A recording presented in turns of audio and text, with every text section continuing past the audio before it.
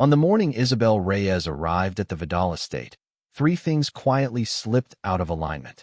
A sparrow collided with the east conservatory window and fell like punctuation into the rose bed. Luca Vidal, the young master of the house, vanished from his therapy session for the fifth time in as many weeks. And in the cellar, unlit and used, unloved, a forgotten phonograph began to spin, playing a waltz through the dust, though no one had touched it in years. No alarm sounded. No one screamed. But the house, which had long pretended to be asleep, blinked. Just once. Isabelle didn't notice the blink. She arrived with a frayed canvas bag, a letter of recommendation soft from folding, and expectations so modest they barely qualified as hope. The estate was her fifth assignment in 2 months. She knew the rules: clean quietly, be invisible, get paid. Leave with nothing more than calluses and bus fare. The gate, tall, iron, and indifferent, groaned open at her presence. Beyond it, the path twisted like a question through perfectly sculpted hedges and rows of roses too symmetrical to be alive. The flowers were tended with precision, but there was no fragrance. Just silence. She didn't know it yet, but the Vidal house had been quiet for 3 years, too quiet. Not the peaceful kind, but the brittle kind. The kind that makes footsteps echo like accusations. A man in a dark uniform opened the gatehouse door, barely glancing up. "Back in trance," he said.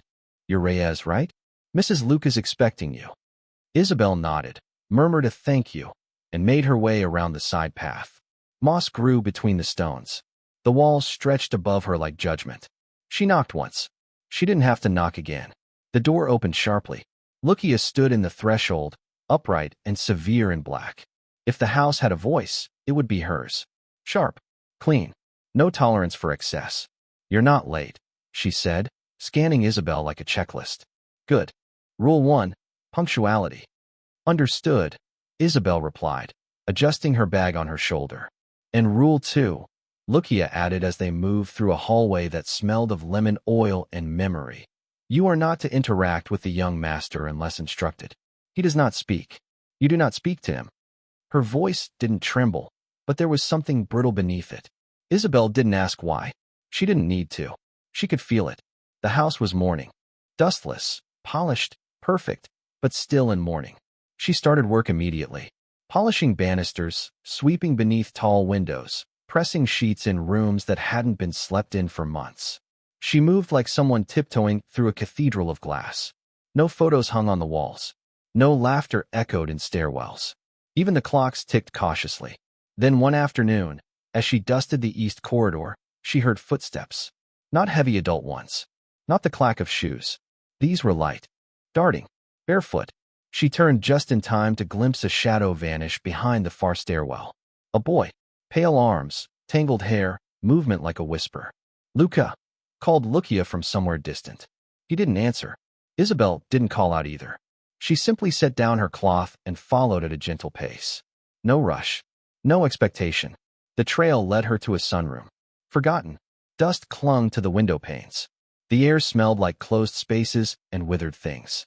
He stood there, small, thin, with his back to her, facing the frost-glazed garden. She said nothing. She didn't move closer. She knelt down instead, careful not to break the air between them. They stayed like that for what felt like hours, but was only minutes. Eventually, he turned. His eyes were vast, not frightened, not curious, just old in a way children's eyes shouldn't be. "Hello," Isabelle said softly. "You're Luca, right?" "I'm Isabelle." He didn't reply, but he didn't run. She didn't speak again, just sat there, breathing his silence with him. Presence, she'd learned, was sometimes more healing than words. The next morning, she returned to her duties. She made no mention of the sunroom. Neither did Lucia, though her eyes narrowed slightly, as if to say, "I saw the footage." Because of course the house had cameras. Of course Daniel Vidal watched from his office upstairs, behind a wall of silent monitors. He saw everything, and had, until now, seen nothing worth noticing. But something about Isabelle's stillness caught his eye. That evening, she hummed while cleaning the library. Not to entertain, not to perform, just for herself. The tune was old, wordless, a lullaby from a mother long buried. Luca appeared the next day, not in the sunroom, not speaking, but in proximity. She was cleaning the grand piano when she noticed him behind the doorframe. A flicker, a watchful presence. "There's a butterfly nest in the garden," she said aloud, without turning. "I saw it this morning.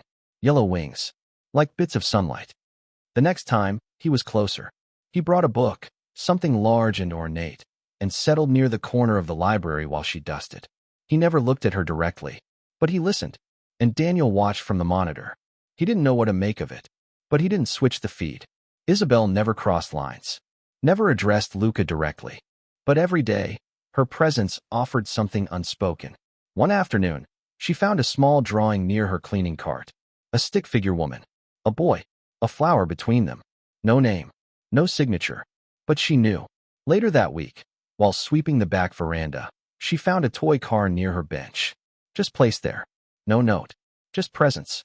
The house didn't thaw all at once, but the grief began to shift, like winter soil softening beneath snow. And the woman who came only to sweep and scrub had, without anyone noticing, begun to mend something deeper.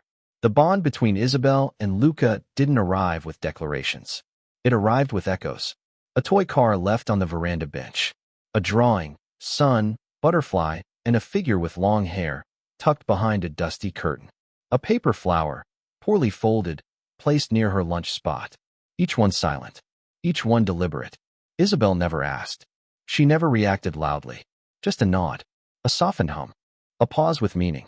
Luca responded not with words, but with presence. He began eating more, sleeping longer, watching the world again. And Daniel, watching from his monitors, noticed what even the therapists had missed. His son was rejoining life, inch by silent inch, through the orbit of a woman who had come only to clean. Then came the sound that didn't fit. A crash, glass shattering, a stillness more violent than noise. Isabelle dropped her rag and ran. Luca's bedroom door was ajar. Inside, chaos. A broken photo frame lay scattered across the hardwood. Glass everywhere. And in the corner, Luca, curled up, slamming his head against the wall like he was trying to evict something too big to hold. She didn't freeze. Two maids stood at the door. Lucia stood paralyzed. Daniel was on the stairs, fists clenched. Isabelle didn't speak to them. She didn't look back. She walked in, calmly, slowly, not to control, but to be near. She knelt to the floor, a breath away from the shards, her voice soft, even. "The butterflies in the garden," she said. "They're almost ready. Remember the caterpillars we saw? They're going to have wings soon." Luca kept hitting his head, but slower now. "You know," she continued, as if telling him a bedtime story, "your mother had a beautiful smile. I see it in your eyes, especially when you look at flowers." He stopped. His hands dropped. His whole body trembled. And then, like a dam snapping from the inside, he fell into her arms. Not graceful, not clean, raw, shaking, bloody from a gash above his brow. And she held him, without fear, without fixing, just held. The next morning, nothing was different. Except everything. Daniel invited Isabelle to join breakfast. She hesitated, but Luca reached for her hand. On the table, toast had been cut into stars and moons. Isabelle's doing, of course. Luca picked up a crescent slice with both hands. The silence felt loaded. Then, "Mommy." The word was quiet, but in that room, it rang. Isabelle froze. The cup in her hand slipped, caught only by the tablecloth. Luca looked directly at her. "Mama," he repeated. Clearer, louder. Isabelle shook her head gently, her voice shaky. "No, sweetheart. I'm not." But he was already wrapping his arms around her. "Mommy," he whispered again, and again, and again, each time less afraid, each time more certain. No one corrected him, because some truths don't need permission. They just need time. Words spread through the house like heat in glass. The boy had spoken. After 3 years of silence, a single word had broken through, "Mama," and with it, the foundation of grief began to crack. But not everyone welcomed the shift. The next morning, Camilla Vidal arrived. Unannounced, uninvited, and very, very certain. Her heels hit the marble floor like punctuation. Her coat whispered wealth. Her voice cut air. "Where is she?" she demanded. "The maid who convinced my nephew she's his mother." Isabelle was arranging flowers in the foyer. Her hands didn't move. The roses trembled. Daniel appeared on the stairs, his expression unreadable. "Camilla," he said, "you're early." And loud. "This isn't a joke, Daniel." She fixed her gaze on Isabelle. She's the help. And the boy is confused. But the rebuttal didn't come from Daniel. It came from Luca. Mommy. He ran forward, straight to Isabelle, arms wrapped tight around her waist, like he thought someone might try to take her away. Camilla's voice died in her throat. Luca turned to her, eyes steady. This is my mommy, he said. Calm, clear, unbreakable. Camilla didn't reply. There was nothing left to argue. The estate held its breath. Then Daniel stepped beside Isabelle, one hand resting lightly on her back. Family, he said, voice quiet but firm, isn't always something you're born into. Sometimes, it's something you find. Luca looked up at both of them. His smile wasn't victorious. It was home. That night, the house was still again. But it was a different stillness. Not silence from sorrow. Stillness from peace. Isabelle stood in the garden beneath the moon, hands wrapped around a cup of tea. She needed the night, the cool air, the quiet that healed. Footsteps approached. Daniel said nothing at first, just draped a coat over her shoulders. His hand grazed her back. Warm. Present. You'll catch a chill, he said. She smiled faintly. I'm used to it. He looked at her. I thought I was done feeling anything after Elena, he said. I was performing fatherhood, performing leadership. But inside he stopped. I understand, Isabelle replied. I grew up learning that being strong meant being silent. That survival wasn't optional. But some nights, all I wanted was someone to sit with me and not ask why I was sad. Daniel didn't respond with words. He just stood beside her. And then, soft footsteps again. Luca. He ran to them, arms wrapping around their legs like anchors. Isabelle knelt, her arms around him. Daniel joined, his hand on Luca's back, his other gently clasping Isabelle's. 3 people, 3 heights, 1 quiet shelter. They stayed in the garden long after Luca fell asleep in Isabelle's lap. The wind moved gently through the lavender, rustling the leaves like a lullaby. Daniel sat beside them, elbows on knees, saying nothing, but something in his posture had softened, like a man who had finally exhaled after holding his breath for years. Eventually, he stood and lifted Luca into his arms. The boy didn't stir. Let me, Daniel murmured. Isabelle only nodded and followed him quietly through the house. At Luca's door he paused. He used to scream himself to sleep, Daniel said, almost to himself. Then one day he stopped. I thought, maybe he was healing. Isabelle met his eyes. Silence isn't always peace. He nodded, then opened the door and tucked his son in with the care of a man relearning fatherhood. Breakfast the next morning was unusually still. Not heavy, just careful, as though everyone sensed the air had changed and didn't want to disturb it. Isabelle sat at the table only because Luca had tugged her sleeve and pointed to the seat beside him. The toast had been cut into shapes, a crescent moon, a star. Isabelle smiled softly, like the ones we saw in the sky last night. Luca picked up the moon slice. His fingers trembled just slightly. Then he looked at her, directly, and spoke. Mommy. The word was gentle, a whisper, but it shattered something inside the room. The cup in Isabelle's hand slipped and landed softly against the tablecloth. Daniel's newspaper crinkled as he lowered it. Lucia froze in mid-step. Luca repeated, more clearly now, Mama. Isabelle stood up so fast her chair nearly fell. No, sweetheart, she said, voice cracking. You don't have to call me that. I'm not. But he had already climbed off his chair and wrapped his arms around her.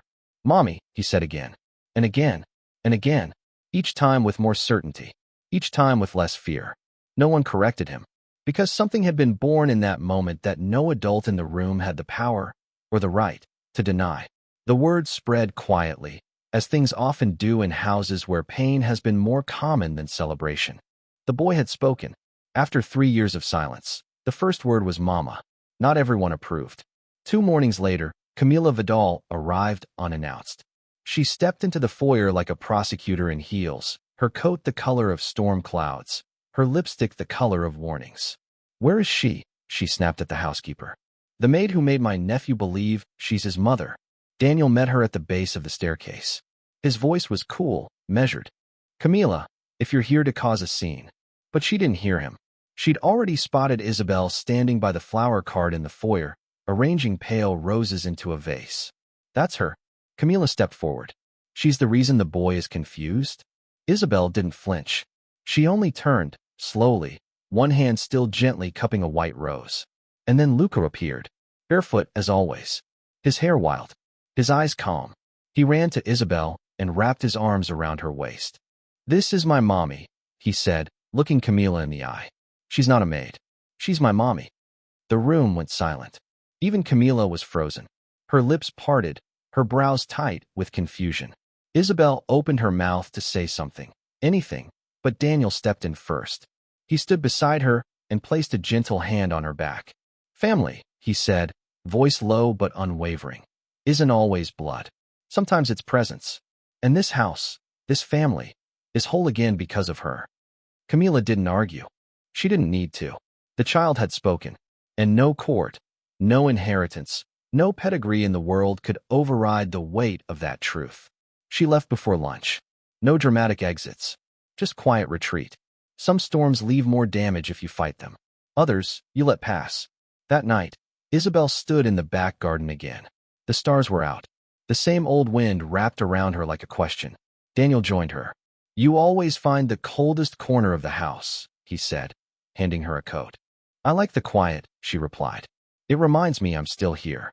He looked at her then, not the way a man looks at an employee or a stranger, but the way a man looks at someone who's held something together that he had no idea was breaking. "I lost my wife, Isabelle," he said, "but I almost lost my son too. For 3 years, I tried everything. Experts, programs, silence, distractions." He paused. But what he needed wasn't therapy. It was someone to stay. Isabelle didn't speak. "Not yet. I'm not asking for anything from you," Daniel continued. "But if if it means anything, just know he's not the only one who's healing." She looked down, her fingers tightening slightly around the coat. "I didn't come here for a family," she said. He nodded. "Neither did I." They stood together in the cold. Neither of them moved. The next morning, Luca walked into the dining room wearing a crown made of paper. "I made this for Mommy," he said, placing it gently on Isabelle's head. She laughed, caught off guard. "What's it for?" "Because you're the queen of the butterflies." "And what about your father?" Luca looked at Daniel and smiled. "He's the king of the stars." Daniel grinned. "Can't argue with that." Luca stood back, arms folded. "That makes me the prince." Isabelle knelt down and kissed his forehead. "You're the heart of this kingdom." The boy beamed. And in that moment, the house, once filled with echoes and ghosts, felt warm. Not because the grief was gone, but because something greater had been built around it. February began not with frost, but with rain, steady, whispering rain that softened the corners of the estate. The garden slept, the hedges drooped, and the roses bent under droplets like heads in prayer. Inside, the Vidal house adjusted to something it hadn't known in years: rhythm. Not order. Not discipline. Rhythm. Mornings started with warm silence. Isabelle made tea. Luca brought her mismatched slippers. Daniel appeared in his robe, and somehow none of it needed to be explained. They sat near the windows, watching the mist roll over the grounds, speaking in half sentences and eye contact. "Today I want to draw stars," Luca said once. "You already shine like one," Isabelle replied without thinking. Daniel said nothing, but he didn't look away. Isabelle began transforming the East classroom, the unused wing Daniel had once locked after Elena's death. The first day, she entered it alone. Just dust and disuse. A chalkboard coated in time. Desks stacked in a corner like forgotten promises. She didn't ask for permission. She simply began. Windows cleaned. Floors swept. Sunlight returned like a welcome guest. Luca peeked in on the second day. "What is this place?" "A maybe." "A maybe what?" "Maybe everything," she said. He grinned. "Can I bring my crayons?" By the second week, the classroom was alive. A bookshelf arrived. Then 2. Daniel had them carried in without comment, but he lingered in the doorway longer than necessary. Luca brought plants. One succulent, one lavender pot, one thing that might have been a weed but refused to die. "Can we name it?" he asked. "What would you call a plant that refuses to give up?" Isabelle asked. He thought. Isabelle, too. She didn't laugh. She just kissed the top of his head. The staff watched all of it with cautious warmth. No one spoke of the past anymore. Lucia started calling Isabelle ma'am, not out of hierarchy, but reverence. Even the cook began preparing meals with Isabelle's preferences in mind. Less cream, more spice, always fresh bread. Isabelle had not asked for any of it. And yet, it arrived. Quiet reward for quiet revolution. One morning, Daniel knocked on the classroom door carrying a box. "I thought you could use this," he said. Inside, a vintage globe, 2 sets of chalk, a wooden abacus, and a note in neat script. "For what you're building." She looked up. "You really think I'm building something?" "I think you already have." They stood in the quiet hum of old wood and new possibility. "Daniel," she began. But he interrupted gently. "You don't have to say anything. Not yet." Later that day, Luca drew a picture on the chalkboard. 3 stick figures, all smiling, standing under a star. Above them, in big, crooked letters, he wrote, "My real family." Isabelle stared at it for a long time. Then she took a piece of chalk and drew a heart around it. Valentine's Day came with awkward grace. Daniel didn't buy chocolates. He made pasta. Isabelle didn't wear red. She wore the same cardigan she always did. They didn't kiss. But after dinner, as Luca snored softly between them on the couch, Daniel looked at her and said, "This is the best Valentine's I've ever had." She smiled. "You've had some awful ones then." He didn't argue. The next morning, there was a gift at her door. Small, unwrapped, a key. She stared at it, puzzled, took it downstairs. Daniel was reading in the sunroom. "What's this?" He looked up. "East corridor. Last door on the right." She went. Inside was a room she had never entered. Unfurnished, echoing. But on the wall was a brass plaque. Isabelle's room. She stared. "Is this?" "A permanent offer," Daniel said from the doorway. "To live here. To belong here." She turned to him. "And if I say no?" He smiled. "Then you keep your current room and your name on all our hearts." She didn't reply, but she didn't return the key. March brought flowers. Not bought. Grown. The garden began to bloom again. Isabelle planted with Luca every afternoon. They named everything. One bush was called Sir Bloomalot. A patch of daisies became the Sleepy Choir. Luca decided they should build a butterfly garden. "Because butterflies remind me of how you saved me," he explained matter-of-factly. She knelt and looked him in the eyes. "You saved yourself," she said. He shrugged. "You showed me how." One day, Daniel found Isabelle in the classroom late at night, drawing diagrams for a curriculum. "Is this for him?" he asked. "For anyone who never got to start properly," she said. "Do you miss your old life?" She shook her head. "No one noticed if I vanished there. Here, someone would ask where I went." Daniel stepped inside. "So stay." "I am staying. I mean for good." She turned, carefully. "I'm not good at happy endings. I don't need one. Just the middle part. With you." The next morning, Luca found them sitting shoulder to shoulder in the library. "Are you married yet?" he asked, holding a cereal bowl. Daniel smirked. "Not yet." Luca sighed. "Well, hurry up," then added with a grin, "I want to be the ring bearer." One rainy Saturday, Isabelle got a phone call. A voice from the past, an old foster sister, who had seen her name in an online article about unconventional family healing. "You're famous now," the voice laughed. "No," Isabelle said softly. "I'm just finally visible." On the last day of March, the 3 of them sat on the roof, watching the sunset. Luca leaned against Daniel's arm, sleepy. "I wish the sky was lower," he murmured. "So I could touch it." "You already do," Isabelle said. "Every time you smile." Daniel looked at her. So did Luca. "You should kiss," the boy said. They laughed. But later that night, after Luca was asleep, Daniel walked Isabelle to her room. He hesitated, then kissed her. Softly, gratefully. Not because the story demanded it. Because it was time. April brought wind. Not the storming kind, but insistent, like a child tugging at your sleeve until you finally look up. Windows rattled. The roses tilted. But inside the estate, there was warmth, the kind that doesn't depend on weather. Isabelle had started calling the classroom the room that listens. It wasn't official, but the name stuck. Even Luca began referring to it that way. "Are we going to the room that listens today?" he'd ask, pulling on his shoes. They always did. The estate's calendar, once marked by fundraisers, luncheons, and empty rituals, now revolved around Luca's schedule, his garden days, his storytelling hours, his newfound obsession with astronomy. "Stars don't care what you call them," he told Isabelle once, lying on the grass, binoculars pressed to his nose. "They shine anyway." She smiled. "Like some people I know." He turned to her, serious. "Like you." Daniel began taking fewer business calls. He canceled 2 trips in April, then 3 more in May. "I'll work from here," he told his assistant. "For now." For now, stretched quietly into permanence. One afternoon, he looked up from a spreadsheet and realized he didn't remember the last time he wore cufflinks. He didn't miss them. They celebrated Luca's birthday quietly. No clowns. No rented animals. No distant cousins forced to make appearances. Just the three of them.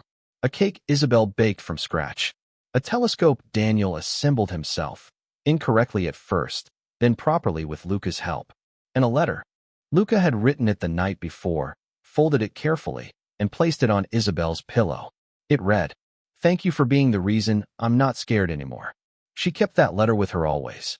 The day the adoption papers arrived, no one announced it. Daniel handed them to Isabelle after dinner, folded in a plain envelope. No wax seal, no ceremony. She read them in silence. "I didn't want to pressure you," he said. "You didn't. If you say no, I won't." He waited. She folded the papers back into the envelope, placed them on her lap, and looked out the window. "You know," she said after a moment, "some people live entire lives without ever feeling chosen. I did. Until here." Daniel didn't speak. He just reached across the table and took her hand. The court date came and went like a whisper. No press. No declarations. Just signatures, a judge who smiled too much, and a boy who clung to Isabelle's arm the whole time. Afterward, Daniel took them to a small diner just outside the city. "Is this what families do?" Luca asked over his grilled cheese. "Yes," Isabelle said. "Sometimes. The good ones." In early June, Luca had a nightmare. Not about monsters. About forgetting. He came into Isabelle's room and shook her awake, tears in his eyes.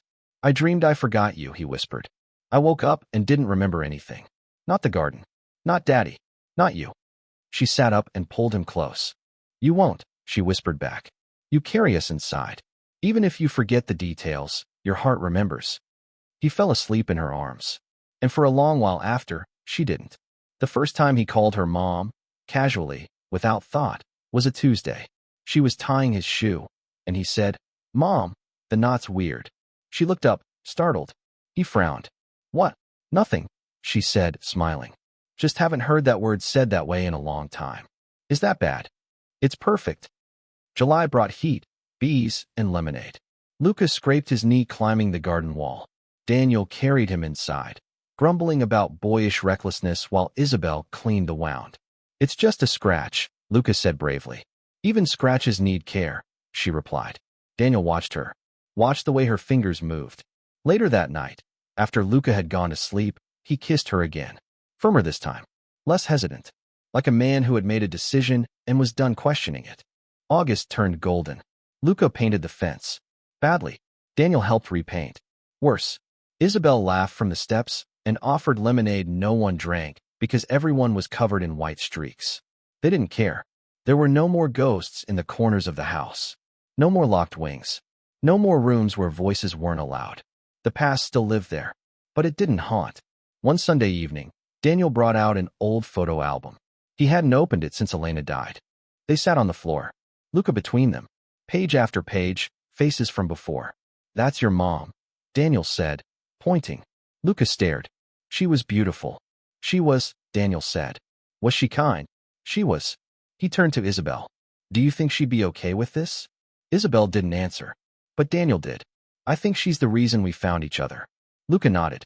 "Then I love her too." September came with school supplies. Not for Luca. He still learned in the classroom that listens. But Isabelle was accepted into an online program for child psychology. She studied in the evenings. Daniel quizzed her with flashcards. Luca tried to help. "If someone's sad," he said, "you sit with them until the sad gets smaller." "That's already a PhD answer," she replied, ruffling his hair. The final scene didn't feel like an ending. It was just another dinner. Grilled fish, sliced cucumbers, lemon tart. But Luca leaned over the table and said, "I think we should write a book." "A book?" Isabelle asked. "About how we became a family." Daniel smiled. "And what would we call it?" Luca thought hard, then grinned. "The Quiet That Stayed." They looked at each other. Daniel nodded. "That's a good title."